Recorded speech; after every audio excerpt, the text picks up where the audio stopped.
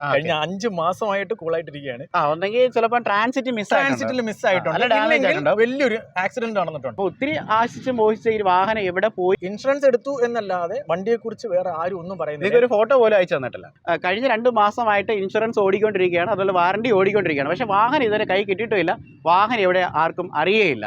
എല്ലാ പ്രിയ കൂട്ടുകാർക്കും നമസ്കാരം. റോബിനാണ്. ട്രിവാൻഡ്രം ഇന്റർനാഷണൽ എയർപോർട്ടിലാണ് നമ്മളിപ്പോൾ നിൽക്കുന്നത്. അപ്പോൾ കഴിഞ്ഞ ദിവസം നമ്മൾ ബാംഗ്ലൂരിലേക്ക് പോകാനായിട്ട് ഇവിടെ വന്നിട്ടുണ്ടായിരുന്നു. അപ്പോൾ ആ സമയത്ത് ഇവിടെ വർക്ക് ചെയ്യുന്ന നമ്മുടെ ഒരു ഫ്രണ്ടിനെ കാണുകയും, അപ്പോൾ ഫ്രണ്ട് അത് നമ്മൾ സംസാരിക്കുന്ന വഴി അദ്ദേഹത്തിൻ്റെ ഒരു ബുദ്ധിമുട്ട് നമ്മളോട് പറയുകയും ചെയ്തു. അപ്പോൾ ആ ഒരു ബുദ്ധിമുട്ട് നിങ്ങളിലേക്ക് പങ്കുവെക്കുന്നതിനും അതിനൊരു പരിഹാരം കാണുന്നതിന് വേണ്ടിയാണ് നമ്മൾ ഈ വീഡിയോ എടുക്കുന്നത്. അപ്പം സിമ്പിളായിട്ട് പറഞ്ഞാൽ ഇത്രയുള്ള കാര്യങ്ങൾ. അത് വളരെ ആറ്റുനോറ്റ് 5 മാസങ്ങൾക്ക് മുമ്പ് 1,87,000 രൂപ എടുത്തിട്ട് ഓലയുടെ സ്കൂട്ടർ അദ്ദേഹം ബുക്ക് ചെയ്തു.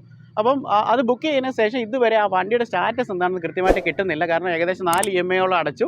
വാഹനത്തിൻ്റെ പേരിൽ കമ്പനിക്കാർ ഇൻഷുറൻസ് എടുത്തിട്ടുണ്ട്. അതുപോലെ 5 വർഷത്തെ വാറണ്ടിയും ഇപ്പോൾ ഓപ്പൺ ആണ്. അപ്പം കഴിഞ്ഞ 2 മാസമായിട്ട് ഇൻഷുറൻസ് ഓടിക്കൊണ്ടിരിക്കുകയാണ്, അതുപോലെ വാറണ്ടി ഓടിക്കൊണ്ടിരിക്കുകയാണ്. പക്ഷേ വാഹനം ഇതുവരെ കൈ കിട്ടിയിട്ടില്ല. വാഹനം എവിടെ ആർക്കും അറിയേയില്ല. ഇത് നമ്മൾ കസ്റ്റമർ കെയറിലേക്ക് എസ്കലേറ്റ് ചെയ്യുന്ന സമയത്ത്, നമ്മൾ വിളിക്കുന്ന സമയത്ത് അവർ ഇത് എസ്കലേഷൻ കൊടുത്തിട്ടുണ്ട് എന്ന് പറയുന്നതല്ലാതെ അതിനുള്ള കൃത്യമായിട്ടുള്ള ഉത്തരവ് നമുക്ക് കിട്ടുന്നില്ല. അപ്പോൾ ഒത്തിരി ആശിച്ച് മോഹിച്ച ഈ വാഹനം എവിടെ പോയി എന്ന് തീർച്ചയായിട്ടും കണ്ടെത്തണം. അപ്പോൾ ഇതൊരു നെഗറ്റീവ് റിവ്യൂ അല്ല.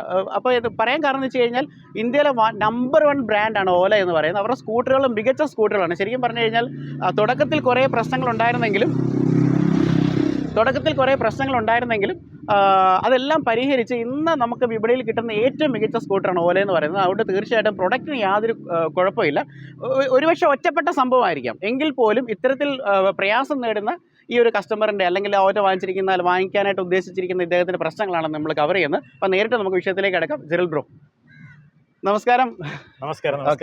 എപ്പോഴും സന്തോഷത്തോടെയാണ് ഗ്രീറ്റ് ചെയ്യുന്നത്. ഇന്നൊരു വിഷമ കാര്യം നമ്മൾ പങ്കുവെക്കാൻ വേണ്ടി വന്നിരിക്കുന്നത്. അപ്പോൾ ഒന്ന് പരിചയപ്പെടുത്താം. കോട്ടയം നിവാസിയാണ്, തിരുവനന്തപുരത്ത് താമസിക്കുന്നു, എയർപോർട്ടിൽ വർക്ക് ചെയ്യുന്നു. 18 years ആയിട്ട് ട്രിവാൻഡ്രം എയർപോർട്ടിൽ തന്നെയാണ്. 18 വർഷമായിട്ട് എയർപോർട്ടിൽ വർക്ക് ചെയ്യുന്നു. അപ്പോൾ നമ്മളിപ്പം ഇദ്ദേഹത്തിൻ്റെ ബ്രേക്ക് ടൈം നോക്കിയാണ് വന്നിരിക്കുന്നത്. ഡ്യൂട്ടി കടയിലാണല്ലേ? ഓക്കെ. അപ്പോൾ നമ്മുടെ ഈ പ്രശ്നം നമുക്കറിയണം. ഒറ്റ വാക്കിൽ നമ്മുടെ പ്രശ്നം ഒന്ന് പറയാമോ? അതിനുശേഷം നമുക്ക് അതിൻ്റെ ഒരു സ്റ്റോറിയിലേക്ക് പോകാം. ഓക്കെ. നമുക്ക് പറഞ്ഞു വരുമ്പം ഇത് December 31st കഴിഞ്ഞ വർഷം, അതായത് 2022 നമ്മൾ ഓല ബുക്ക് ചെയ്യുന്നത്. ആ 31st ചെയ്യാനുള്ള കാര്യം എന്ന് പറഞ്ഞാൽ 10,000 rupees ഒരു ഡിസ്കൗണ്ട് ഉണ്ടെന്ന് പറഞ്ഞു. അപ്പം നമ്മൾ അത് കണ്ടിട്ടാണ് പെട്ടെന്ന് പോയി ബുക്ക് ചെയ്തത്. ഓക്കെ. ആക്ച്വലി നമുക്ക് കുറേ ആഗ്രഹങ്ങളുണ്ടായിരുന്നു. അങ്ങനെ ഓലയിലേക്ക് വന്നു. നിങ്ങൾ ഓല എടുക്കാനുള്ള കാരണം, ഒത്തിരി സ്കൂട്ടേഴ്സ് ഉണ്ടല്ലോ, ഓലയിലേക്ക് പോകാനുള്ള കാരണം? ഓലയിലേക്ക് പോകാനുള്ള കാര്യം അത് വൺ ഓഫ് ദ ബെസ്റ്റ് എന്നുള്ളതാണ്. പിന്നെ അതിന്റെ CEO ഭാവേഷ് അഗർവാൾ, അത് നമുക്ക് കുറച്ച് 37 വയസ്സേ ഉള്ളൂ. അദ്ദേഹത്തിന്റെ ആ ഒരു പ്രായം കൊണ്ടല്ലേ എന്ത് വലിയൊരു കോൺസെപ്റ്റ് ആണ് കൊണ്ടുവന്നിരിക്കുന്നത്. അതിൽ ഇന്റർനാഷണൽ ഡിസൈനിൽ ഇത്രയും നല്ല സ്കൂട്ടേഴ്സ് ആണ്. വളരെ നല്ല സ്കൂട്ടറാണ്. നമ്മൾക്ക് നല്ല റേഞ്ച് ആണെങ്കിലും ശരി, അതിന്റെ എന്താ പവർഫുൾ ആണെങ്കിലും അതിന്റെ മൊത്തത്തിൽ അത് എന്റെ ബ്രദറിലേക്ക് വണ്ടിയുണ്ട്. നമുക്ക് അങ്ങനെ ഞാൻ ഓടിച്ചാണ് എനിക്ക് ഇഷ്ടപ്പെടാൻ കാര്യം. നമുക്ക് പല ഓപ്ഷൻസ് നോക്കിയിരുന്നു. അതിൻ്റെ അകത്ത് അവസാനം ഓലയിലേക്ക് എത്തിപ്പെട്ടു. അതിലും ഏറ്റവും ഒരു ഇതെന്ന് പറഞ്ഞാൽ നമ്മളൊരു സർപ്രൈസ് കൊടുക്കാൻ വേണ്ടിയിട്ടാണ് വണ്ടിയിലേക്ക് വന്നത്. സർപ്രൈസ്, അതായത് പിള്ളേർക്ക് ഒരു സർപ്രൈസ് കൊടുക്കാൻ വേണ്ടിയിട്ടാണ്. എന്റെ വൈഫിന് വേണ്ടിയിട്ടാണ് എടുക്കുന്നതെന്നുണ്ടെങ്കിലും പിള്ളേരുടെ ബർത്ത്ഡേയുടെ സമയത്ത് വണ്ടി എടുക്കുന്നത് പോലെയാണ് ഞാൻ പ്ലാൻ ചെയ്തിരുന്നത്. ഓലയ്ക്ക് ശരിക്കും പറഞ്ഞാൽ ഞാൻ കഴിഞ്ഞ ദിവസം പോയി ഒരു വണ്ടി ബുക്ക് ചെയ്യാനായിട്ട് ശ്രമിച്ചായിരുന്നു. അപ്പം 20 ദിവസമാണ് പറഞ്ഞത്. അതെ, ഞാൻ ചെയ്യുന്ന സമയത്ത് അവർ 14 days എന്നാണ് പറഞ്ഞത്. 14 ദിവസം. അപ്പം നമുക്ക് എന്തായാലും ടൈം ഉണ്ടായിരുന്നു. നമുക്കൊരു 1 month മേളിൽ ടൈം ഉണ്ടായിരുന്നു. അപ്പം അങ്ങനെയാണ് ഓലയിലേക്ക് അവസാനം എത്തിപ്പെട്ടത്. ഇപ്പൊ നിലവിലെ പ്രശ്നം എന്താണ്? നിലവിലെ വണ്ടിയുടെ ഒരു ഫോട്ടോ പോലും ഇപ്പൊ വണ്ടി എവിടെ ഉണ്ടെന്ന് അറിയുന്നില്ല. December 31st നമ്മൾ ബുക്ക് ചെയ്തു. നമ്മൾ പേയ്മെന്റ് എല്ലാം മാർച്ച് ആയപ്പോഴത്തേന് ഏകദേശം എല്ലാ പേയ്മെന്റും കഴിഞ്ഞു. March 10th 12th നമുക്ക് ഏകദേശം ഡേറ്റ് അറിയത്തുള്ളൂ. അപ്പോഴത്തേന് നമ്മൾ എല്ലാ പേയ്മെന്റും പേ ചെയ്തു. March 14th തൊട്ട് അവർ കുറച്ച് കോൾസ് ഒക്കെ ചെയ്ത് ഒരു മാർച്ച് എനിക്ക് തോന്നുന്നു 20th ഒക്കെ ആയപ്പോഴത്തേന് നമ്മൾ രജിസ്ട്രേഷന് വേണ്ടിയിട്ടുള്ളതും ഫോർവേഡ് ചെയ്തു. എനിക്ക് തോന്നുന്നു ഇൻഷുറൻസ് വെച്ച് കാൽക്കുലേറ്റ് ചെയ്യുവാണെങ്കിൽ മാർച്ച് ഓൾമോസ്റ്റ് 20th കഴിഞ്ഞപ്പം എന്തോ ഇൻഷുറൻസ് ഇത് ചെയ്തിട്ടുണ്ട്. നോക്കണം, കറക്റ്റ് ഡേറ്റ് നോക്കണം. ഇൻഷുറൻസ്, ഒരു വർഷത്തെ ഇൻഷുറൻസ് March 20th അല്ലെങ്കിൽ 23rd ഏകദേശം എനിക്ക് തോന്നുന്നു 7,000-8,000 ഏകദേശം അത്രയും എന്തോ. ഞാനിന്ന് കഴിഞ്ഞ ദിവസം കോട്ട എടുത്തപ്പോൾ 10,000 രൂപ വന്നത്. ഓക്കെ. എനിക്ക് എന്റെ അറിവ് ഒരു 7,000-8,000 ആണെന്നാണ്. പക്ഷെ അത് മാർച്ചിൽ എടുത്താണെന്ന് ഓർക്കണം. ഇപ്പൊ ഇന്നത്തെ ഡേറ്റ് May 27. ഓക്കെ. അപ്പൊ അത്രയും ദിവസം വെറുതെ പോയി. അതെ. ഇപ്പൊ അതല്ല ഞാൻ ചോദിക്കുന്നത്. അതൊക്കെ അവിടെ നിൽക്കട്ടെ, നിങ്ങളുടെ വണ്ടി എന്ത് ചെയ്യും? അതാണ് എനിക്ക് അറിയേണ്ടത്. വണ്ടി എന്ത് ചെയ്യും, ഞാനും അതാണ് ചോദിക്കുന്നത്. ഞാൻ കോൾ സെന്ററിൽ വിളിച്ചു. ഇൻഷുറൻസ് എടുത്തു അല്ലേ? ഇൻഷുറൻസ് എടുത്തു. ഒരു ചേസസ് നമ്പറും തന്നു. ചേസസ് നമ്പർ തന്നു. ഫോം 20 തന്നിട്ടുണ്ട്. പക്ഷേ നമുക്ക് ഇൻഷുറൻസ് എടുത്തു എന്നല്ലാതെ വണ്ടിയെ കുറിച്ച് വേറെ ആരും ഒന്നും പറയുന്നില്ല. ഒരു ഫോട്ടോ പോലും അയച്ചു തന്നിട്ടില്ല. ഞാൻ അതാ ചോദിക്കുന്നത്. നമുക്കിപ്പം വണ്ടി തന്നില്ല എന്നുണ്ടെങ്കിൽ ഓക്കെ, ഇങ്ങനെ ഒരു വണ്ടി ഉണ്ടെന്നെങ്കിലും നമ്മൾ ചോദിക്കണ്ടേ? ഓക്കെ, അങ്ങനെ ഞാൻ ഇപ്പം കണ്ടല്ലോ കൂളായിട്ടിരിക്കുന്ന ഒരു മനുഷ്യനാണ്. കഴിഞ്ഞ 5 മാസമായിട്ട് കൂളായിട്ടിരിക്കുകയാണ്. ഞാൻ ചെന്നു, ഓഫീസിൽ ചെന്നു, എല്ലാവരോടും ഞാൻ പറയുന്നുണ്ട് ഓക്കെ, ഹ്യൂമൻ എറർ ആണ്, എന്തെങ്കിലും വണ്ടി സമയത്ത് ഇഷ്യൂസ് ഒക്കെ സംഭവിക്കും. അതെ, ഞാൻ എന്റെ മനസ്സിൽ ഇൻഷുറൻസ് എടുത്ത വണ്ടി 2 മാസമായിട്ട് തരുന്നില്ല, രജിസ്ട്രേഷൻ കൊണ്ടുവരുന്നില്ല എന്നുണ്ടെങ്കിൽ ഈവൻ അതൊന്ന് മിസ്സായിട്ടുണ്ടെങ്കിൽ ചിലപ്പോൾ ട്രാൻസിറ്റിൽ മിസ്സായിട്ടുണ്ട്, വലിയൊരു ആക്സിഡന്റ് നടന്നിട്ടുണ്ട്. അവര് ഫോട്ടോ ആയിരിക്കും അല്ലേ? അതുമായിരിക്കും. ഒന്ന് ഓർത്ത് നോക്കിയ തെറ്റൊക്കെ ആയെന്നുണ്ടെങ്കിൽ ആ സ്കൂട്ടർ വെച്ച് ചെയ്യുന്ന എല്ലാത്തിനും ഉത്തരവാദി അതാണ്. ഞാൻ ഉത്തരവാദി. അതായത് ഇൻഷുറൻസും അതുപോലെ തന്നെ അതെല്ലാം വാലിഡ് ആയിട്ട് നിൽക്കുന്ന ഒരു സ്കൂട്ടറാണ്. നിങ്ങളുടെ പേരിലല്ല ഇൻഷുറൻസ് എടുക്കുന്നത്. അപ്പൊ ഈ വാഹനം ഇനി തെഫ്റ്റ് ആയിട്ടുണ്ടെങ്കിൽ ആരെങ്കിലും വല്ല മയക്കുമരുന്ന് നടത്താൻ പോയാലും അതിന്റെ ഉത്തരവാദിത്വം എന്റെ പേരിലാണ് വരുന്നത്. ഞാൻ എയർപോർട്ടിൽ വർക്ക് ചെയ്യുന്നതുകൊണ്ട് അതിന്റെ സീരിയസ്നെസ് കുറച്ച് കൂടുതലായിട്ട് എനിക്ക് അറിയാം. അപ്പം എന്റെ പേടി ഇതൊക്കെയാണ്. നമ്മൾ ചോദിക്കുന്നത് ഒരു ഫോട്ടോയാണ്, വണ്ടിയുടെ ഒരു ഫോട്ടോ ആണ്. വണ്ടി എത്ര രൂപ എടുത്ത് മേടിച്ച്? ഏകദേശം 1.25 ലക്ഷം രൂപ കൊടുത്തിട്ടുണ്ട്. മേടിച്ചാണ് അത് ലോൺ ഉൾപ്പെടെ 1.25 ഞാൻ കൊടുത്തിട്ടുണ്ട്. അത് 5 years വാറന്റി കൊടുത്തിട്ടുണ്ട്. ഫുൾ എമൗണ്ട് അവര് എത്ര അടയ്ക്കണമെന്ന് പറഞ്ഞു, അതെല്ലാം ഞാൻ അടച്ചിട്ടുണ്ട്.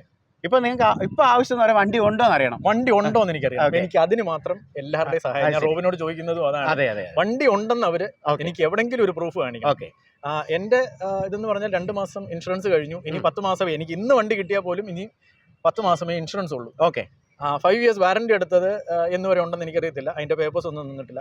ഇനി അതിന്റെ ഇടയിൽ വേറൊരു പ്രശ്നം എന്ന് പറഞ്ഞാൽ ഇവർ RT ഓഫീസ് ചേഞ്ച് ചെയ്താണ് കൊണ്ട് രജിസ്ട്രേഷൻ കൊടുത്തിരിക്കുന്നത്. എനിക്കൊരു ഫോം 20 തന്നിരിക്കുന്നത്. ശരി, ഒറ്റ കാര്യം പറഞ്ഞോട്ടെ. അപ്പോൾ ബേസിക്കലി ഇതാണ് വിഷയം. ഇതിന് ഡീറ്റെയിൽഡ് ആയിട്ട് കാര്യങ്ങളിലേക്കാണ് പോകുന്നത്. അപ്പോൾ ഞാൻ പറഞ്ഞു വരുന്നത്, നിങ്ങൾ കണ്ടു തുടങ്ങിയിട്ടുണ്ടെങ്കിൽ തീർച്ചയായിട്ടും ഈ വീഡിയോ ഒന്ന് ഷെയർ ചെയ്യണം.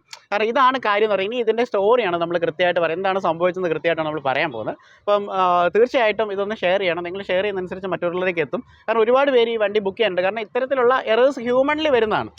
ചിലപ്പോൾ ഒറ്റപ്പെട്ട ഒരു സംഭവം ആയിരിക്കാം, പക്ഷേ അത് നേരിടുമ്പോൾ ഉണ്ടാകുന്ന ഒരു കസ്റ്റമറിൻ്റെ മാനസിക ബുദ്ധിമുട്ട് നമ്മൾ പരിഹരിക്കേണ്ടതുണ്ട്. തീർച്ചയായിട്ടും ഇത്രയും വലിയൊരു കോർപ്പറേറ്റ് കമ്പനി, ഞാൻ ഇപ്പോഴും പറയുന്നത് ബ്രാൻഡ് നല്ലതാണ്, ഒരിക്കലും ഒരു നെഗറ്റീവ് റിവ്യൂ അല്ല. പക്ഷേ ഇത് ആരോട് ചോദിക്കണം എന്ന് അറിയാൻ മേലത്തോണ്ടാണ് നമ്മൾ ഈ ഒരു കണ്ടന്റ് ചെയ്യുന്നത്. അപ്പോൾ ഒന്ന് നിങ്ങൾ ഈ വീഡിയോ ഷെയർ ചെയ്യണം. അതുപോലെ നമ്മുടെ പേജ് ഒന്ന് ഫോളോ ചെയ്യണം. കാരണം വെച്ച് കഴിഞ്ഞാൽ ഇത് എനിക്ക് കിട്ടി കഴിയുമ്പോഴും നമ്മളൊരു പോസിറ്റീവ് വീഡിയോ നമ്മൾ ചെയ്യണം. കാരണം കിട്ടിയെന്ന് പറഞ്ഞിട്ട് ചെയ്യണം. അപ്പോൾ നിങ്ങൾ ഈ പേജ് ഒന്ന് ഫോളോ ചെയ്ത് കഴിഞ്ഞാൽ നമുക്ക് ഈ ഒരു ഫോളോ വീഡിയോയും കൂടെ നിങ്ങളിലേക്ക് എത്തുന്നതായിരിക്കും.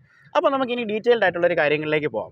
ഓക്കെ, അപ്പോൾ ഡിസംബർ 31 നിങ്ങൾ ഈ വണ്ടി ബുക്ക് ചെയ്യുന്നത്. അപ്പോൾ അതിന്റെ പ്രോസസ്സ് എന്ന് പറഞ്ഞാൽ എങ്ങനെയാണ്? ഓൺലൈനാണ് ചെയ്തത്. ഞാൻ പറഞ്ഞ ഒരു ദിവസം വൈകുന്നേരം ഡിസംബർ 31 വൈകുന്നേരം ഇരുന്ന് നോക്കിയപ്പോഴാണ് പെട്ടെന്ന് ഒരു 10,000 rupees എനിക്ക് തോന്നുന്നു ഏതോ ഒരു സോഷ്യൽ മീഡിയക്കകത്ത് ഇങ്ങനെ പോപ്പ് ചെയ്ത് വന്നതാണ്. 10,000 rupees ഇന്നും കൂടെ ഉള്ളൂ, ഓഫർ ഉള്ളൂ എന്ന് പറഞ്ഞാണ്. ആക്ച്വലി അത് തട്ടിപ്പാണോ എന്ന് വെച്ചാൽ എനിക്കറിയത്തില്ല. അതേ റേറ്റ് തന്നെയാണ് ഇപ്പോഴും. അതേ റേറ്റ് തന്നെയാണ്. അപ്പം അതില് കൂടുതലും ഇല്ല, കുറച്ചുമില്ല. അപ്പം നമ്മൾ അങ്ങനെയാണ് 10,000 rupees കൊടുക്കാൻ പോയത്. 10,000 rupees കൊടുക്കാൻ പോയപ്പം അവർക്ക് അല്ല വേറെ കുറച്ച് ഇതും എൻ്റെ ക്രെഡിറ്റ്, അതായത് സിബിലും ഒക്കെ ചെക്ക് ചെയ്തിട്ട് ലോൺ എടുത്തിട്ടുണ്ടായിരുന്നു. ലോണിന് വേണ്ടിയിട്ട് ഞാൻ അപ്ലൈ ചെയ്തായിരുന്നു. ഇത്രയും എമൗണ്ട് അല്ലേ. അപ്പം ഞാൻ ചെയ്തെന്താന്ന് വെച്ചാൽ സിവിൽ സ്കോർ ചെക്ക് ചെയ്തിട്ട് അവർ ഏത് എലിജിബിൾ ആയിട്ടുള്ള ഏത് ബാങ്ക് ചെയ്യാൻ പറ്റും എന്നുള്ള അവർ നോക്കുമെന്ന് പറഞ്ഞു. നോക്കിയിട്ട് ഞാനൊരു സിവിൽ സ്കോർ അന്ന് നല്ലപോലെ ഉണ്ടായിരുന്നു, കുഴപ്പമൊന്നുമില്ലായിരുന്നു. വേറെ പ്രശ്നങ്ങളൊന്നും ഇല്ലാത്തതുകൊണ്ട് കുഴപ്പമില്ലായിരുന്നു. രസം എന്ന് വെച്ചാൽ ഇപ്പൊ ഒരുപാട് കുറഞ്ഞു. അതായത് ഏറ്റവും നല്ല സിവിൽ സ്കോർ ഉണ്ടായിരുന്ന ഒരു വ്യക്തിയാണ്. അദ്ദേഹത്തിന്റെ സിവിൽ സ്കോർ ഇപ്പൊ ഗണ്യമായിട്ട് കുറഞ്ഞു. അതിന്റെ കാരണം ഇത് തന്നെയാണ്. ഞാൻ പറഞ്ഞു വരാം എങ്ങനെയാന്നുള്ളത്. അപ്പം ഞാൻ അങ്ങനെയാണ് 10,000 rupees അടച്ചാൽ മതി എന്നാണ് അവർ അന്ന് പറഞ്ഞെങ്കിലും ഞാൻ അന്ന് 26,000 അടച്ചു. എന്റെ സിവിൽ സ്കോർ എല്ലാം ചെക്ക് ചെയ്തിട്ട്. വേറെ കൂടുതൽ അടയ്ക്കാൻ പോയ കൂടുതൽ അടയ്ക്കാൻ പോയെന്ന് പറഞ്ഞാൽ ഞാൻ എക്സ്റ്റൻഡഡ് വാറന്റി എല്ലാം അപ്ലൈ ചെയ്തിട്ടുണ്ട്. ഒന്നും കുറച്ചില്ല, ഒന്നും കുറച്ചില്ല. എന്തൊക്കെ എടുക്കാൻ പറ്റുമോ അതെല്ലാം. അതിന്റെ സ്റ്റാൻഡ് വരെ, അല്ല സ്റ്റാൻഡ് അല്ല, നമ്മുടെ ഒരു സാരി ഗാർഡ് ആണോ സൈഡ് ലേഡീസ് സ്റ്റാൻഡ് ഉണ്ടോ, അത് ഉൾപ്പെടെ ഞാൻ എല്ലാം എടുത്തു. അത് എല്ലാം അത് മാത്രം എനിക്ക് 1.5 മാസം ടൈം എടുക്കുമെന്ന് പറഞ്ഞു. വണ്ടി എനിക്ക് 14 days ആണ് അവര് 14 ദിവസത്തിനുള്ളിൽ വണ്ടി കൊടുക്കാന്ന് പറഞ്ഞല്ലേ. ഡിസംബർ 31 ഡിസംബർ 31 കഴിഞ്ഞ വർഷം. ഓക്കെ, അപ്പം അത് തരാമെന്ന് പറഞ്ഞു. അത് കഴിഞ്ഞിട്ട് എന്താ സംഭവിച്ചതെന്ന് വെച്ചാല് ഈ പറയുന്ന ബാങ്ക് പറഞ്ഞു ഓക്കെ ക്രെഡിറ്റ് അത്രയും തരാൻ പറ്റത്തില്ല. ഏത് ബാങ്കാണ്? കൊട്ടാക് മഹേന്ദ്ര അല്ലേ? കൊട്ടാക് മഹേന്ദ്ര ആണ് ബാങ്ക് ലോൺ കൊടുക്കുന്നത്. കൊട്ടാക് ബാങ്ക് ആണ്. അപ്പം അവര് പറഞ്ഞെന്ന് വെച്ചാൽ EV-ല് ഇത്രയും രൂപ എന്റേത് വെച്ച് കാൽക്കുലേറ്റ് ചെയ്യുമ്പോൾ അത്രയും തരാൻ പറ്റത്തില്ല. അപ്പം ഞാനൊരു 13,000 rupees കൂടെ 13,000 രൂപ കൂടെ അടയ്ക്കണമെന്ന്. അപ്പൊ ഞാൻ പറഞ്ഞു ഈ സിബിൽ സ്കോർ എല്ലാം ചെക്ക് ചെയ്തല്ലോ, ഞാൻ അതിനനുസരിച്ചല്ലേ ഞാൻ ഇവിടെ കൂട്ടി അടച്ചിരിക്കുന്നതെന്ന് പറഞ്ഞപ്പോൾ അവർ പറഞ്ഞു അത്രയും തരാൻ പറ്റില്ല എന്ന് പറഞ്ഞു. അവരെന്തൊക്കെയോ പറഞ്ഞിട്ട് അവരങ്ങ് റിലീസ് ചെയ്തു. അവർക്ക് ഈ 13,000 കുറച്ചുള്ള മണി അവർ റിലീസ് ചെയ്തു. അത് അവർ ജനുവരി ഒരു 2nd വീക്കിൽ എന്തോ റിലീസ് ചെയ്തു. ഡേറ്റ്സ് എല്ലാം കറക്റ്റ്. 2023 ജനുവരി 23 ഈ വർഷം 23 ജനുവരിയിൽ അവര് റിലീസ് ചെയ്തു. എന്നിട്ട് അപ്പോഴും വണ്ടി കിട്ടിയില്ല. ഓക്കെ. വണ്ടി കിട്ടിയില്ല. അപ്പം നമ്മൾ ഈ 13,000 അടയ്ക്കാനുണ്ടെന്ന്. ആ. എന്നിട്ട് എന്നോട് ബാങ്കുകാർ പറഞ്ഞു എനിക്ക് വണ്ടി കിട്ടുമ്പോഴാണ് EMI സ്റ്റാർട്ട് ചെയ്യുന്നതെന്ന് പറഞ്ഞു. പക്ഷേ എന്നെ ഒരു ഫെബ്രുവരി 15 അടുപ്പിച്ചായപ്പോഴത്തേന് ഒരു പയ്യൻ എന്നോട് വിളിച്ചു പറഞ്ഞു ചെക്ക് ബൗൺസ് ആയി, എന്താ പൈസ അടയ്ക്കാത്തതെന്ന് ചോദിച്ചു. ECS ബൗൺസ് ആയി. EMI ഇതായി. മനസ്സിലായി. ഓക്കെ, ബൗൺസ് ആയി, എന്താ അടയ്ക്കാത്തതെന്ന് വെച്ചു. അപ്പം ഞാൻ ഈ പറഞ്ഞ അക്കൗണ്ട് ആക്ച്വലി EMIക്ക് വേണ്ടിയിട്ട് മാത്രം എടുത്തിരുന്ന എന്തെങ്കിലും ഉണ്ടെങ്കിൽ ആവശ്യമുണ്ടെങ്കിൽ ഞാൻ ബാലൻസ് സൂക്ഷിച്ചില്ലായിരുന്നു, നമ്മൾ അറിഞ്ഞില്ല. ഞാൻ അതിനുവേണ്ടി അത്രേ ഉള്ളൂ, ഞാൻ അതിന്റെ കറക്റ്റ് മിനിമം ബാലൻസ് മാത്രമേ ഇത് ചെയ്യുന്നുള്ളൂ. ഓക്കെ. അപ്പം ഞാൻ അതിനുവേണ്ടി കൊടുത്തിരുന്നു. അപ്പൊ എന്തിനാണെന്ന് ചോദിച്ചപ്പോൾ പറഞ്ഞു കൊടാക്കിൽ നിന്നാണ് ഇന്നതുപോലെ ഒരു സ്കൂട്ടറിന്റെ EMI ബൗൺസ് ആയെന്ന് പറഞ്ഞു. അപ്പോഴാണ് ഞാൻ അറിയുന്നത് ഇങ്ങനെ ഇതിന്റെ EMI സ്റ്റാർട്ട് ചെയ്തെന്ന് പോലും ഞാൻ വണ്ടി കിട്ടിയിട്ട് അടച്ച വയ്യെന്ന് പറഞ്ഞിട്ട് വണ്ടി കിട്ടിയില്ല. EMI ബൗൺസ് ആയി. ശരിക്കും പറഞ്ഞാൽ ഈ ബൗൺസ് ആയപ്പോൾ എനിക്ക് മെസ്സേജ് വന്നു. പക്ഷെ ഞാൻ ഈ മെസ്സേജസ് അധികം തിരക്ക് കാരണം നമ്മൾ അത് ശ്രദ്ധിച്ചില്ല. ബാങ്കിൽ നിന്ന് വരുന്നത് നമുക്ക് അത്യാവശ്യം ഉണ്ടെങ്കിൽ മാത്രമേ നോക്കത്തുള്ളൂ. അങ്ങനെ പറഞ്ഞു, അത് ഞാൻ അടച്ചു. ഓക്കെ, പൈസ അടച്ചു. ഓക്കെ. പക്ഷെ ബൗൺസിങ് ചാർജ് അവിടെ കിടപ്പുണ്ട്. അപ്പോഴും ഞാൻ ചോദിക്കുന്നുണ്ട് വണ്ടി കിട്ടിയിട്ട് തുടങ്ങിയാൽ പോരെ എന്ന് പറയുന്നുണ്ട്. അപ്പൊ അവർ പറഞ്ഞു അല്ല, വേറെ ചാർജസ് ഒന്നുമില്ല എന്ന് പറഞ്ഞ് ഞാൻ അത് അടച്ചു. ഓക്കെ. അത് അടച്ചിട്ട് ഞാൻ ഓലയിൽ ചോദിക്കുമ്പോൾ അവർ 13,000 രൂപീസ് അടയ്ക്കാഞ്ഞിട്ടാന്ന് പറഞ്ഞു. അപ്പം നമ്മൾ അത് വേറെ ടോക്കൺ എല്ലാം കഴിഞ്ഞിട്ട് ഞാൻ മാർച്ച് ഫസ്റ്റ് വീക്കിൽ ഇവർ രണ്ടാമത്തെ EMI എടുത്തു. രണ്ടാമത്തെ EMI കൊട്ടക് മഹീന്ദ്ര ബാങ്ക് എടുത്തു. അതെ. അന്നേരം ഞാൻ പറയുന്നുണ്ട് എടുക്കരുതെന്ന് ഞാൻ പറഞ്ഞിട്ട് അവര് ബൗൺസ് ചെയ്യിച്ചു. അവർ ബൗൺസ് ചെയ്യിച്ചു. പറഞ്ഞ പൈസ പോയില്ല, പക്ഷെ ബൗൺസ് ആയി. രണ്ട് പ്രാവശ്യം ബൗൺസ് ആയി. രണ്ടാമത്തെ പ്രാവശ്യം ബൗൺസ് ആയി. അപ്പോൾ ഞാൻ പറയുന്നുണ്ട് ഞാൻ ഓലയിൽ വിളിച്ചപ്പം എത്രയും പെട്ടെന്ന് ഇത് അടയ്ക്കണം എങ്കിൽ വണ്ടി തരുമെന്ന് പറഞ്ഞു. അങ്ങനെ എനിക്ക് തോന്നുന്നു മാർച്ച് 2nd വീക്കിൽ ഞാൻ ഈ പൈസ അടച്ചു, EMI അടച്ചു, മറ്റേ പൈസ 13,000 രൂപീസ്. അത് കറക്റ്റ് ആയിട്ട് 4,690 രൂപ അടച്ചു. അല്ല, EMI രണ്ടാമത്തെയാണ് അന്നേരം അടച്ചത്. പിന്നെ ഓലയ്ക്ക് കൊടുക്കാനുള്ള പൈസ അവർ ആ റീസൺ പറയുന്നത് വണ്ടി കിട്ടാത്തതിന്റെ റീസൺ നമ്മൾ പൈസ അടയ്ക്കാത്തോണ്ടാന്ന് പറഞ്ഞു. ഓക്കെ. അപ്പൊ ഞാൻ ഫുൾ പൈസ അടച്ചു, ഇനി ഒരു പ്രശ്നമില്ല എന്നുള്ള രീതിയിൽ ഫുൾ പൈസ അടച്ചു. അത് 2nd വീക്കിലാണ്, മാർച്ചിലെ. മാർച്ച് ഒരു 20th ഒക്കെ ആയപ്പോഴേ എനിക്ക് തോന്നുന്നു 20th ആണെന്ന് തോന്നുന്നു. 20th എന്ന് പറയാൻ കാര്യം നമുക്കൊരു 3 ദിവസം കഴിഞ്ഞപ്പോൾ ഇൻഷുറൻസ് ആയി. അപ്പൊ അതിന് മുന്നേ അവര് മെയിലൊക്കെ വന്നല്ലേ? മെയിലല്ലേ, എല്ലാം ആപ്പിലാണ്. ഓക്കെ. അപ്പം ആപ്പിന്റെ അത് അപ്ഡേറ്റ് ആയി ഓട്ടോമാറ്റിക്. നിങ്ങളുടെ പേരിലുള്ള ഇൻഷുറൻസ് ആയിരുന്നു? എന്റെ പേരിൽ ഇൻഷുറൻസ്. ഓക്കെ. ഏത് ബാങ്കാന്ന് ഓർക്കുന്നില്ല. അതിനകത്ത് ഷാസി നമ്പർ എല്ലാം ഉണ്ടല്ലോ? എല്ലാം ഉണ്ട്. അതിന് മുന്നേ അവരൊരു ഫോം 20 അയച്ചു തന്നു. ഫോം 20 അതിന്റെ കൂടെ ഒരു പേപ്പറും കൂടെ അയച്ചു തന്നു രജിസ്ട്രേഷന് വേണ്ടിയിട്ട്. അപ്പം ഇതിന്റെ ഇടയിൽ അവർ ചോദിച്ചായിരുന്നു എനിക്ക് എന്തെങ്കിലും ഓപ്ഷൻ ഉണ്ടോ എന്ന് വെച്ചാൽ നമ്പറിന്റെ. ഞാൻ പറഞ്ഞു എനിക്ക് നല്ലൊരു നമ്പർ, ആ സമയത്ത് നല്ലൊരു നമ്പർ, ഒരു ഫാൻസി നമ്പർ എനിക്ക് എടുത്താൽ കൊള്ളാം, സ്കൂട്ടർ ആണെങ്കിലും ഞാൻ എപ്പോഴും നല്ല നമ്പേഴ്സ് നോക്കി എടുക്കത്തുള്ളൂ എന്ന് പറഞ്ഞു. അപ്പൊ ശരി എന്ന് പറഞ്ഞു. അവരൊരു പേപ്പർ എനിക്ക് അയച്ചു തന്നു. ആ പേപ്പറിൽ അത് 2 പ്രശ്നങ്ങൾ. ഒന്ന്, എന്റെ RTO അല്ല. ഒന്ന് നിങ്ങളുടെ RTO അല്ല. അല്ല, നിങ്ങൾ ആക്ച്വലി ശരിക്കും എനിക്ക് ശരിക്കും പറഞ്ഞ അഡ്രസ് സ്ഥലം പുനലൂരുള്ള പുനലൂരുള്ള അഡ്രസ് വെച്ചാണ് ഞാൻ ഇത് കൊടുത്തത്. അപ്പൊ എനിക്ക് KL 25 ആണ്. വന്നത് കരുനാഗപ്പള്ളിയുടെ KL 23യുടെ അവിടെയാണ് പൈസ അടച്ചിരിക്കുന്നത്. ഞാനിതൊക്കെ തമാശയായിട്ട് എടുക്കുന്നുണ്ടെങ്കിൽ സംഭവം സീരിയസ് ആണ്. നമ്മുടെ സ്വന്തം ജില്ലയിലാണ് രജിസ്ട്രേഷൻ കിട്ടാൻ നോക്കുന്നത് അല്ലെ? ജില്ല എന്ന് പറയുന്നത് മാറ്റി എടുക്കണമെന്ന് വിചാരിച്ച പോലും പറ്റാത്ത ഒരു സാഹചര്യത്തിലാണ് ഇവര് കൊണ്ടുപോയി കരുനാഗപ്പള്ളിയിൽ അടച്ചത്. കരുനാഗപ്പള്ളി RTO ഓഫീസിൽ നിന്ന് അവര് എന്നെ വിളിച്ചിട്ട് എന്നോട് പറയുന്നു നിങ്ങൾ എന്ത് പണിയാ കാണിക്കുന്നത്, നിങ്ങൾ എന്തിനാണ് വണ്ടി ഇവിടെ കൊണ്ടുപോയി, നിങ്ങൾ പുനലൂർ അഡ്രസ്സിൽ നിങ്ങൾ എത്രയും പെട്ടെന്ന് ഇത് ഇവിടുന്ന് വാങ്ങിച്ചുകൊണ്ട് പോയി പുനലൂർ കൊണ്ട് കൊടുക്കണമെന്ന് പറഞ്ഞു. അപ്പം ഞാൻ ഓലയിൽ വിളിക്കുമ്പോൾ ഇവർ പറയുന്ന അല്ല, ഇവര് ചെയ്തിരിക്കുന്നത് പുനലൂരാണെന്ന് പറഞ്ഞു. ഇവര് ചെയ്യുന്ന പുനലൂരാണ്. എന്റെ കയ്യിലിരിക്കുന്ന പേപ്പറിന്റെ അകത്ത് KL 23 ആണ്. എനിക്ക് മെസ്സേജ് വന്നിരിക്കുന്നത് അത്രയാണ്. ഞാനത് ചോദിച്ചു. ഇവർ അന്നേരം ഒന്നും പറയുന്നില്ല. രണ്ടാമത്തെ ഈ ഫോം 20 അതിൻ്റെ അകത്തുള്ള രണ്ടാമത്തെ പ്രശ്നം എന്ന് പറഞ്ഞാൽ എൻ്റെ അഡ്രസ്സിൻ്റെ അകത്ത് സ്പെല്ലിംഗ് മിസ്റ്റേക്ക് ഉണ്ട്. അല്ലല്ല, എന്റെ ID കാർഡ് എല്ലാം കൊടുത്തു. ID കാർഡ് 3 ID കാർഡ് ഞാൻ കൊടുത്തിട്ടുണ്ട്. അവർ ചോദിച്ചിട്ട് 3 ID കാർഡ്, ആധാറും പാസ്പോർട്ടും ഡ്രൈവിംഗ് ലൈസൻസും എല്ലാം. എന്താ വീട്ടുപേരിൽ എന്തോ വീട്ടുപേരിൽ സ്പെല്ലിംഗ് മിസ്റ്റേക്ക്. അറിയാമല്ലോ, ഇതെല്ലാം രജിസ്ട്രേഷൻ സ്വന്തം വീട്ടുപേരാകുമ്പോൾ നമ്മൾ തെറ്റിക്കുക. അതെ. RC ബുക്കിൽ ഇത് വന്നു കഴിഞ്ഞാൽ പിന്നെ ഞാൻ പുറകെ നടക്കണം. അപ്പൊ RC ബുക്ക് കിട്ടുന്നതിന് മുന്നേ ഞാൻ ഇത് തിരുത്തണമെന്ന് പറഞ്ഞു.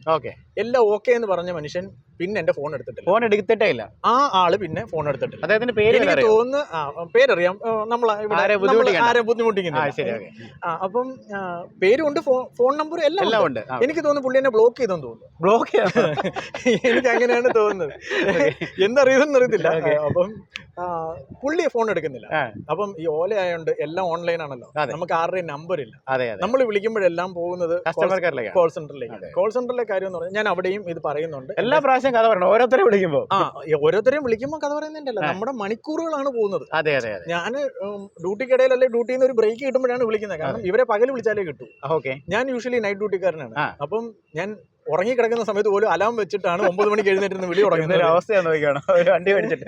അപ്പം ഞാൻ 3 മണിക്കൂറൊക്കെ പല പ്രാവശ്യമായിട്ട് വിളിച്ച് ഓരോരുത്തരെ വിളിച്ച്. ഈ ഓലയുടെ ഒരു പ്രത്യേകത, ഒരു ഗുണം എന്താണെന്ന് വെച്ചാൽ നമ്മൾ ഇത്ര മിനിറ്റിന് കൂടുതൽ സംസാരിച്ചു കഴിഞ്ഞാൽ അത് ഓട്ടോമാറ്റിക് ആയിട്ട് കട്ടാവും. ഇപ്പൊ ഞാൻ മനസ്സിലാക്കിയതാ, പലർക്കും അത് മനസ്സിലായിട്ടുണ്ടോ എന്ന് എനിക്കറിയത്തില്ല. കാരണം ഇപ്പൊ സ്ഥിരം വിളിച്ച് 6 മാസമായിട്ട് വിളിക്കുന്നതല്ലേ, 5 മാസമായിട്ട് വിളിക്കുന്നതായതുകൊണ്ട് ഇത്ര മിനിറ്റിൽ കൂടുതൽ സംസാരിച്ചു കഴിഞ്ഞാൽ ഓട്ടോമാറ്റിക് ആയിട്ട് കട്ടാവും. നമ്പർ അല്ല, എന്റെ നമ്പർ അവർക്ക് കാണാപ്പാടായി സിസ്റ്റത്തിൽ പോപ്പപ്പ് ചെയ്യുന്നുണ്ടായിരിക്കും. അപ്പം നമ്മൾ വിളിക്കുമ്പോഴല്ല, ഒരു ദിവസം 5 പ്രാവശ്യം 6 പ്രാവശ്യം വിളിച്ച ഇതുണ്ട് എല്ലാവരുടെ. അത് ഓരോരുത്തരെയും വിളിക്കുമ്പോൾ അവർ പറയുന്നത് ഇതിന് മുന്നിലത്തെ ആൾ എസ്കലേറ്റ് ചെയ്തിട്ടുണ്ടെന്നാണ് പറയുന്നത്. ഈ എസ്കലേഷൻ എന്ന് പറഞ്ഞാൽ ഇപ്പൊ ഒരു മൗണ്ട് എവറസ്റ്റിന്റെ അത്ര ആയി കാണും, അത്രയും എസ്കലേറ്റ് ചെയ്തിട്ടുണ്ട്. പക്ഷെ ഒന്നും സംഭവിച്ചിട്ടില്ല. എന്റെ അഡ്രസ് പോലും ഇതുവരെ മാറ്റി കൊടുത്തിട്ടില്ല. അതിന്റെ ഒരു പേപ്പർ ഇവർ മാറ്റി തരാമെന്ന് പറയുന്ന ഒരു പേപ്പർ പോലും എനിക്ക് തരുന്നില്ല. എന്നിട്ട് നമ്മളപ്പം മാർച്ച് കഴിഞ്ഞു. അങ്ങനെ ഏപ്രിൽ എന്റെ ബർത്ത്ഡേ വന്ന സമയത്ത് ഞാൻ സർപ്രൈസ്, ആക്ച്വലി വീട്ടിൽ ഈ വീഡിയോ ഇറങ്ങുമ്പോഴായിരിക്കും അറിയാൻ പോകുന്നത് ഇങ്ങനെ ഒരു സംഭവം ഉണ്ടെന്ന്. ഞാൻ ഇപ്പോഴും സർപ്രൈസ് ആണ്. ജെറിലിന്റെ വൈഫിന് ഇത് ആരും അയച്ചു കൊടുക്കരുത് കേട്ടോ, സർപ്രൈസ് പൊട്ടിപ്പോവും. പുള്ളിക്കാർ കാണുമായിരിക്കും. എന്നാലും ഇപ്പോഴും സർപ്രൈസ് ആണ്. ഞാൻ ഇന്ന് ഉച്ചയ്ക്ക് ഇറങ്ങിയപ്പോ പോലും ഞാൻ പറഞ്ഞിട്ടില്ല. അപ്പം ഏകദേശം ഞാനിങ്ങനെ കോൾ സെന്ററിൽ ഓലയിൽ വിളിക്കുമ്പോൾ പുള്ളിക്കാർ വിചാരിക്കുന്നത് ഞാൻ ബുക്ക് ചെയ്യാനാണ് ഈ വിളിക്കുന്നത്. അപ്പം നിങ്ങൾ ശാന്തനായ ഒരു ഭർത്താവ് കേട്ടോ. അപ്പം നമ്മളിങ്ങനെ വിളിച്ചോണ്ടിരിക്കുന്നു. ഏപ്രിലില് എന്താ ചോദിച്ചതെന്ന് പറയുമ്പോൾ അവർ RTOയിൽ സ്റ്റക്ക് ആയെന്ന് പറയും. ആക്ച്വലി RTOയിൽ സ്റ്റക്ക് ആവണമെന്നുണ്ടെങ്കിൽ ഒരു രജിസ്ട്രേഷന് പോകണം. അതെ, അവര് റിജക്ട് ചെയ്യണം എന്തെങ്കിലും. ഞാൻ മനസ്സിലാക്കിയത് അങ്ങനെയാണ്. നിങ്ങളൊക്കെ വണ്ടിക്ക് വ്ളോഗേഴ്സ് ഒക്കെ ആയതുകൊണ്ട് നിങ്ങൾക്ക് അറിയാവുന്നതോ. അപ്പം നിങ്ങൾക്ക് അറിയാവുന്ന ഒരു കാര്യമാണ്. അപ്പം എന്റെ ഇതിൽ പറയുന്നത് RTOയിൽ സ്റ്റക്ക് ആയെന്നാണ് പറയുന്നത്. അപ്പം ഞാൻ പറഞ്ഞു ശരി. അപ്പൊ ഏപ്രിൽ ആയപ്പോൾ ഞാൻ ചോദിച്ചു ശരി, അപ്പം തൊട്ട് എനിക്ക് ഇങ്ങനെ ഒരു മനസ്സിൽ ഈ വണ്ടിക്ക് എന്തോ പറ്റിയിട്ടുണ്ട് എന്നുള്ളത്. ഞാൻ പറഞ്ഞു എനിക്കൊരു ഫോട്ടോ അയച്ചു തരുമോ, വണ്ടിയുടെ ഒരു ഫോട്ടോ. ന്യായമായിട്ടുള്ള ആവശ്യം, ഒരു ന്യായമല്ലേ? നിങ്ങൾ കേട്ടിട്ട് നിങ്ങൾ പറ. 1.25 ലക്ഷം രൂപ മുടക്കി വാങ്ങിച്ച വണ്ടി 1.25 ലക്ഷം രൂപ കൊടുത്തിട്ട് ഒരു ഫോട്ടോ. സാധാരണ നമ്മള് ചേസസ് നമ്പർ നമ്മളെ കാണിച്ചിട്ടേ നമ്മളെ വണ്ടി രജിസ്ട്രേഷന് പോകത്തുള്ളൂ. നമ്മൾ പറയുന്ന വണ്ടി മാത്രമേ രജിസ്ട്രേഷൻ പോകത്തുള്ളൂ. ഞാൻ ഇതുവരെയും അങ്ങനെയാണ് എടുത്തിരിക്കുന്നത്. ഓലയിൽ അതെല്ലാം ഡിഫറൻസ് ആണ്. ഓലയിൽ നമ്മുടെ വീട്ടിൽ കൊണ്ടുവരുമ്പോഴാണ് നമ്മൾ വണ്ടി അറിയുന്നത്. ഇവിടെ ഞാൻ വണ്ടി കണ്ടിട്ടില്ല, ചേസസ് നമ്പർ കണ്ടിട്ടില്ല, അതിൻ്റെ അകത്ത് ഒന്നും കണ്ടിട്ടില്ല, വണ്ടിയെ കണ്ടിട്ടില്ല. വണ്ടി മനുഷ്യരാരെങ്കിലും കണ്ടിട്ടുണ്ടോ എന്ന് എനിക്കറിയില്ല. കാരണം ഈ വണ്ടി കണ്ടിട്ടുള്ളതായിട്ട് പറയുന്ന ആരും ഇപ്പൊ ജീവിച്ചിരിക്കില്ല. നമ്മുടെ മോഹൻലാലിന്റെ സിനിമയുടെ അവസ്ഥയായി പോയോ, അയ്യോ വരുൺ പ്രഭാകർ അല്ലെ, എവിടെ പോയി ആളുടെ ബോഡി പോലെ ഇല്ലെന്ന ഒരു അവസ്ഥയാണ്. അതാണ് അവസ്ഥ. അപ്പം ഏപ്രിൽ തൊട്ട് ഞാൻ എല്ലാവരും വിളിക്കുന്നുണ്ട്. ഞാൻ കൊച്ചി വിളിച്ചു, ഞാൻ തിരുവനന്തപുരത്ത് പോയി, കൊല്ലത്ത് വിളിച്ചു. കൊല്ലത്ത് ഉള്ളതാണ് നമ്മുടെ രജിസ്റ്റർ ചെയ്യുന്നതെന്ന് പറഞ്ഞു. ഞാൻ ട്രിവാൻഡ്രത്ത് ആയത് കാരണം ട്രിവാൻഡ്രത്ത് ഉള്ള ഷോറൂമിൽ പോയി.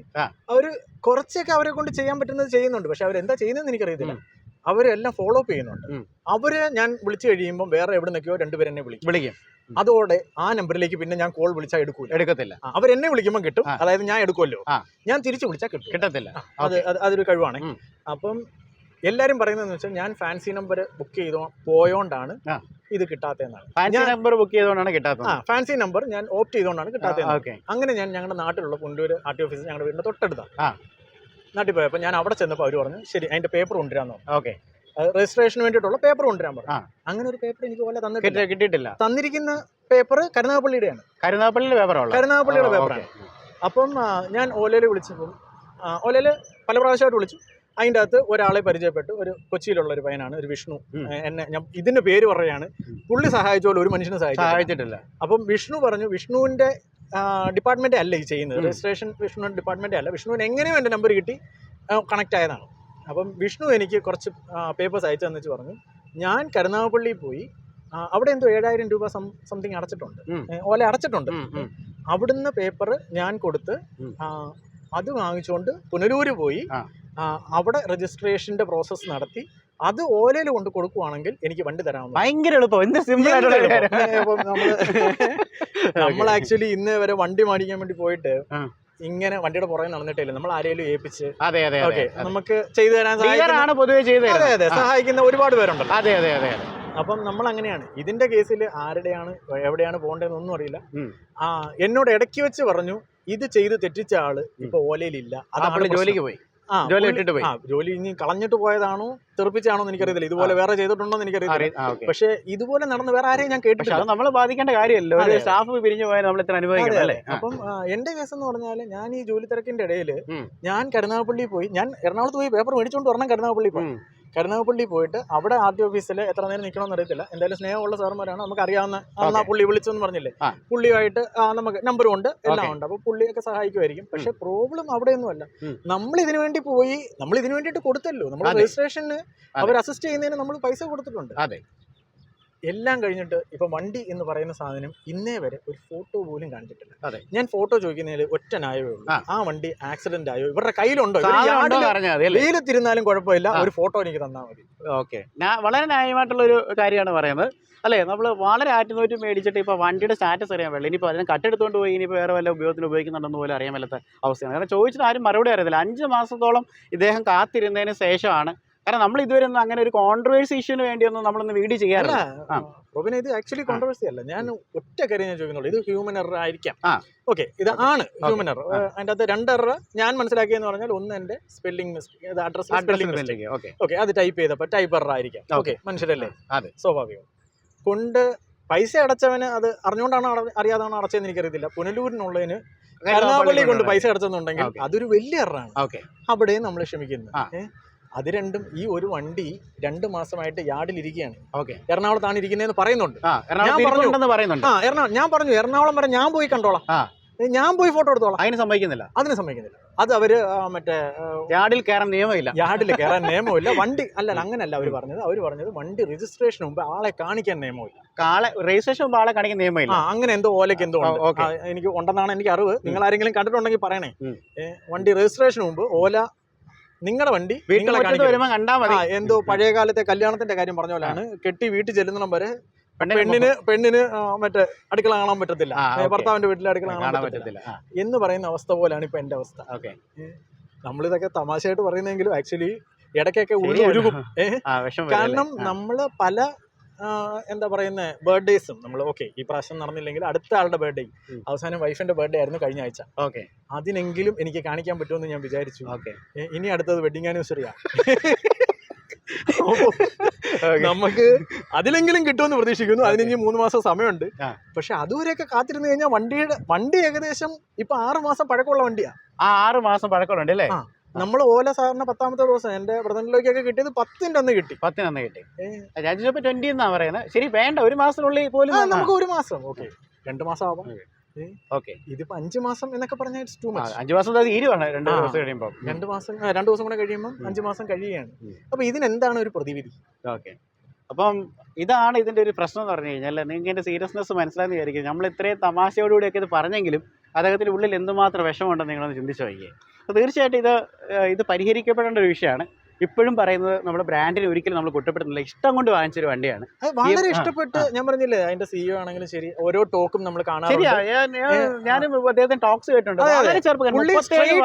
ആയിട്ടാണ് പറയുന്നത്. അതാണ് എനിക്ക് ഏറ്റവും ഇതായിട്ട് വരുന്നത്. അപ്പം ഓല ഇറങ്ങിയ കാലം തൊട്ടേ അതിന്റെ വീഡിയോസ് എല്ലാം കാണുന്നുണ്ട്. ഓരോരുത്തരും പറയുന്നത്, ഈവൻ നെഗറ്റീവ് വരുമ്പോഴും നമുക്ക് അത് ആർക്കെങ്കിലും ഒരാൾക്ക് പറ്റിയതല്ലേ എന്ന് ഓർത്ത് നമ്മൾ ഒരുപാട് കേട്ടു. നമ്മൾ ഓലയുടെ ഒരു യൂസർ റിവ്യൂ നമ്മൾ പണ്ട് ചെയ്തിട്ടുണ്ട്. അപ്പോൾ അതിനകത്ത് ഒരു 19 കസ്റ്റമർ എങ്കിലും ഉണ്ട്.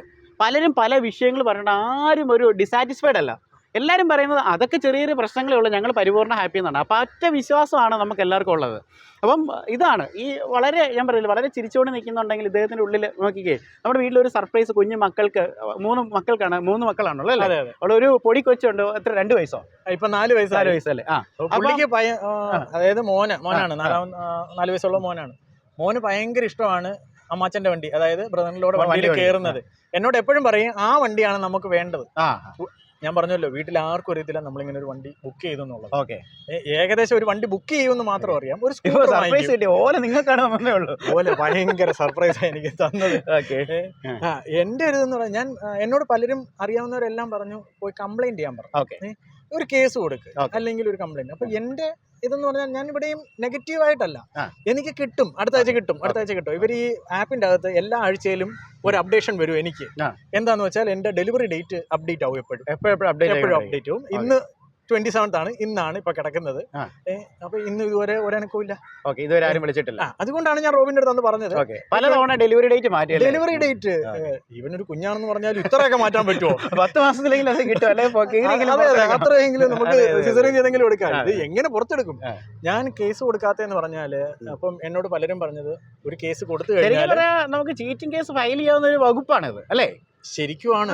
എനിക്കിത് നേരത്തെ ചെയ്യായിരുന്നു. അപ്പം നമ്മൾ ഇതിന്റെ പുറകെ പോകാത്തത്. എന്റെ പേടി എന്താണ്, ഇവർ ഈ വണ്ടിയിൽ എന്തെങ്കിലും ചെയ്തിട്ട് എനിക്ക് തന്നാലോ? എനിക്ക് നാളെ കൊണ്ട് തരുന്ന വണ്ടിയില് ഞാൻ കേസ് കൊടുത്തത് കാരണം നീ അനുഭവിക്കുക എന്ന് പറഞ്ഞ് എന്തെങ്കിലും ചെയ്യാം. നമ്മൾ ഇത്രയും നാൾ കൂളായിട്ടാണ് ഇരുന്നത്. പക്ഷെ കേസ് കൊടുക്കുമ്പോൾ അവരുടെ വിധം മാറിയെങ്കിൽ ഏതെങ്കിലും ഒരുത്തിന് മറ്റേ എന്താ നീർക്കോലി അടിച്ചാലും അത്താഴം മുടങ്ങുമല്ലോ.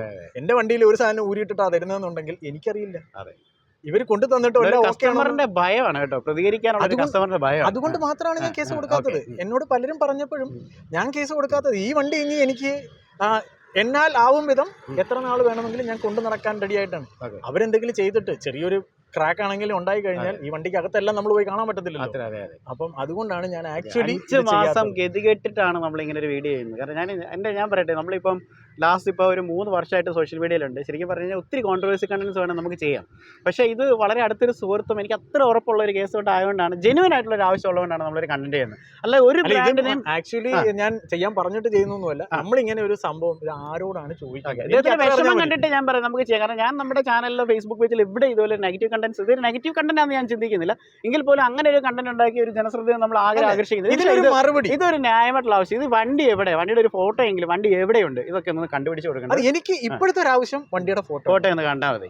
ഓക്കെ, അത് അവർ തന്നു കഴിഞ്ഞാൽ അവര് ഫോട്ടോ പോലും കാണിക്കത്തില്ല എന്ന് പറയുന്നതിൽ ഒരു ന്യായമില്ല. കാരണം ഇത്രയും നാളായിട്ടും ഓരോ പ്രാവശ്യം വിളിക്കുമ്പോഴും അവർ അടുത്ത ആളുടെ നമ്പർ കണക്ട് ചെയ്താ തരുന്നത്. ഓക്കെ, ആ ആള് പിന്നെ ഞാൻ വിളിച്ച ഫോൺ എടുക്കത്തില്ല. ഓക്കെ, അപ്പം ഇപ്പം നമ്മൾ ആക്ച്വലി ഈ വീഡിയോ ചെയ്യാനുള്ള കാരണം വെച്ചാൽ ഇതിനൊരു പരിഹാരമുണ്ട്. അത് മാത്രമല്ല, ഇത്ര നാളായിട്ടും ഈ വണ്ടി കിട്ടാത്തത് കൊണ്ട് ഈ വണ്ടി മിസ്സായതാണോ ഇനി വേറെ വല്ല ആവശ്യങ്ങളിൽ പോയതാണോ, നാളെ ഇദ്ദേഹത്തിന്റെ പുറത്തൊരു കംപ്ലൈന്റ് വരുന്നത്, അതിനൊരു തെളിവും കൂടെയാണ് നമ്മുടെ വീഡിയോ എന്ന് പറയുന്നത്. ഓക്കെ, അപ്പോൾ നമുക്ക് അതാണ് എന്റെ ഭയം എന്ന് പറയുന്നത്. ഓക്കെ, നമുക്കിനി ചെയ്യാൻ പറ്റുന്ന ഒരു കാര്യം എന്ന് പറയുന്നത്, നമുക്ക് ഈ ഒരു വീഡിയോ ഇട്ട് നോക്കാം. ഇത് നിങ്ങൾ പരമാവധി നിങ്ങൾ എല്ലാവരിലേക്കും ഷെയർ ചെയ്ത് കൊടുക്കുക. അപ്പോൾ ഇത് എടുക്കാനുള്ളവരും ഒക്കെ ഇതിനകത്ത് പ്രതികരിക്കട്ടെ. കാരണം വെച്ചാൽ ഇതൊരു സിമ്പിൾ ക്ലിയർ ആയിട്ട് പറയുകയാണെങ്കിൽ പുള്ളിയുടെ ഭാഗത്തിൽ പുള്ളി പറയുന്ന ഒരു ഹ്യൂമൻ എറർ ആണെങ്കിലും നമ്മൾ ശരിക്കും ആലോചിക്കുമ്പോൾ ഒരു ചീറ്റിംഗ് ആണ് അല്ലേ? ഒരു കസ്റ്റമറിൻ്റെ നിന്ന് പൈസ മേടിച്ചിട്ട് വണ്ടി കൊടുക്കാതെ ഇത്ര നാൾ പറ്റിക്കാതെ എവിടെയാണെന്ന് പോലും പറയാതിരിക്കുന്നത് ശരിക്കും പറയാം മനുഷ്യത്വമില്ലായ്മയാണ്. ശരിക്കും ഇതിന് പച്ച മലയാളത്തിൽ വേറെ വാക്കാണ് പറയേണ്ടത്. പക്ഷേ നമുക്കിതൊരു പബ്ലിക് പ്ലാറ്റ്ഫോം ആയതുകൊണ്ട് വായിൽ അങ്ങനെ പ്രശ്നം, ഒരു പബ്ലിക് പ്ലാറ്റ്ഫോം ആയതുകൊണ്ട് തീർച്ചയായിട്ടും നമ്മളൊരു സഭ്യതയുടെ അതിർവരമ്പങ്ങൾ നമ്മൾ ലഭിക്കാൻ പാടില്ല. പക്ഷേ ഇതിനൊരു പരിഹാരം ഉണ്ടാകണം. അപ്പം ഈ വീഡിയോ മറ്റുള്ള ഓല അധികാരത്തിലേക്ക് എത്തുക തന്നെ വേണം. അതിനുശേഷവും നമുക്ക് നടപടി ഉണ്ടായില്ലെങ്കിൽ തീർച്ചയായിട്ടും നമുക്കൊരു FIR നമുക്ക് റേസ് ചെയ്യണം. അതിന് എന്ത് സപ്പോർട്ടും നമ്മൾ ഇനിയിപ്പം ഞാൻ അതിനു വേണ്ടി തന്നെയാണ് ഉദ്ദേശിക്കുന്നത്. കാരണം നമുക്ക് ഇപ്പൊ എനിക്ക് തോന്നുന്നുണ്ട് അതൊരു ചീറ്റിംഗ് ആയിട്ട് തന്നെ എനിക്ക് തോന്നുന്നുണ്ട്. കാരണം ഇല്ലാന്നുണ്ടെങ്കിൽ ആരെങ്കിലും ഒരു മറുപടി പറയണ്ടേ? അതെ, ഇത് ഈവൻ ഓലയുടെ ഓഫീസിൽ പോയി കഴിഞ്ഞാൽ അവർക്ക് പോലും മറുപടി ഇല്ല. ഓക്കെ, ഞാനൊരു കാര്യം ചെയ്യാം, ഇതിനൊരു മറുപടി ഉണ്ടായില്ലെങ്കിൽ അടുത്ത ദിവസം നമുക്ക് ട്രാൻസ്പോർട്ട് മന്ത്രിയെ നമുക്ക് പോയി കാണാം, രാജ് സാറിനെ നമുക്ക് പോയി കാണാം. അദ്ദേഹത്തിന് നേരിട്ട് ഒരു പരാതി കൊടുക്കാം. കാരണം വെച്ച് കഴിഞ്ഞാൽ നോക്കട്ടെ ഇതിനൊരു പരിഹാരം ഉണ്ടാകാൻ പറ്റില്ല. കാരണം ഇതൊരു നമ്മുടെ രാജ്യം എന്ന് പറഞ്ഞു കഴിഞ്ഞാൽ എല്ലാത്തിനും ഒരു നിയമം ഉണ്ടല്ലോ അല്ലേ? അത് നമുക്ക് ആ നിയമത്തിന് വഴിക്ക് തന്നെ പോകും. പിന്നെ വളരെ ആത്മാർത്ഥയോടും സ്നേഹത്തോടും വളരെ സന്തോഷത്തോടെ പറയുന്നത്, ഇത്ര സഹിഷ്ണുതയോടുകൂടി നിങ്ങൾക്ക് മാത്രമേ ഇത് ഡീൽ ചെയ്യാൻ പറ്റുള്ളൂ. ഇത്ര ക്ഷമാശീലുള്ള ഒരു മനുഷ്യനാണ്. എനിക്ക് ദുഃഖമുണ്ട്. അപ്പം ഇതിനൊരു പരിഹാരം തീർച്ചയായിട്ടും ഉണ്ടാവും കേട്ടോ, ഉറപ്പായിട്ടും ഉണ്ടാവും. ഓക്കെ, ഇതൊരു ഒറ്റപ്പെട്ട സംഭവമാണോ അല്ലേ എന്നുള്ളത് ആരെങ്കിലും ഒക്കെ ഒന്ന് കമന്റ് ചെയ്തോ. നിങ്ങൾക്ക് ഓല എടുത്തിട്ട് എന്തെങ്കിലും ഞാൻ മാത്രമാണോ ഇങ്ങനെ ഒരു സംഭവം എന്നുള്ളതല്ല, നമുക്ക് വേറെ ആരുടെയെങ്കിലും സങ്കടം പങ്കുവെക്കാനുണ്ടെങ്കിൽ അതെ, അതിനെല്ലാത്തിനും നമുക്കൊരു പരിഹാരം കാണാം. അപ്പോൾ പുതിയൊരു വീഡിയോ ആയിട്ട് നമുക്ക് തീർച്ചയായിട്ടും കണ്ടുപിട്ടാം. This is Robin signing off from Rob show.